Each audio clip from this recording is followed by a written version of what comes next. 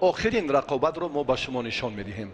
دو چهره که امروز میدان نبرد پهلوانان برومند وزن تا 90 کیلو را زیب و زینت میدهم. در این سم معلوماتی زیاد دیدیم. سهراب رحیموف داور درجه جمهوریوی آخرین نیروسنجی میدان امروزه را حکمی میکنند. در خصوص کاردیکوف گفتیم که در رقابت دوم ادریسوف را شکست داد. بعدا حکمت اللهیف را صدرالله حکمت الله را در واخوری 4-1 نهایی مغلوب نمود و علی مردانوف را در رقابت نیمه نهایی شکست داد و به فینال برآمد.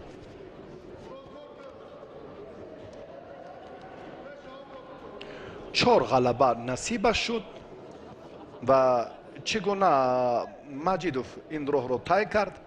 بیا توجه میکنیم مجیدوف از روی همون مراسم قرعه کشی در دوره اول آزاد بود. بعدا هم پهلوان شهر دوشنبه تقای مرادوف را مغلوب کرد.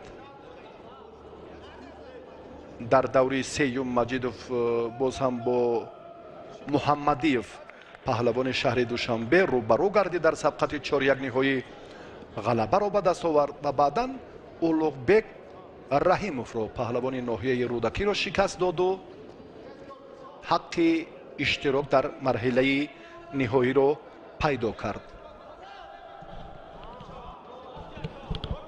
قبلا مجیدوف در وزن تا 81 کیلو میدانداری میکرد و الکی وزنش را عوض کرده است.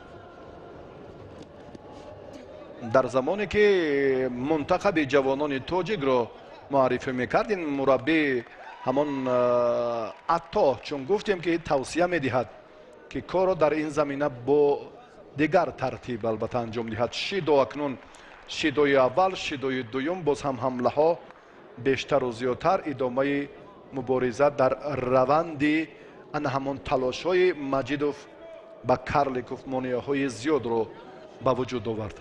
حالا یک لحظه دیگر هم توقف میکنیم که چگونه حالت آخرین رو داوران بهاگذاری میکنند. کامران برادر شهرت کارلیکوف یکی از پهلوانان سابق ناحیه یووان است.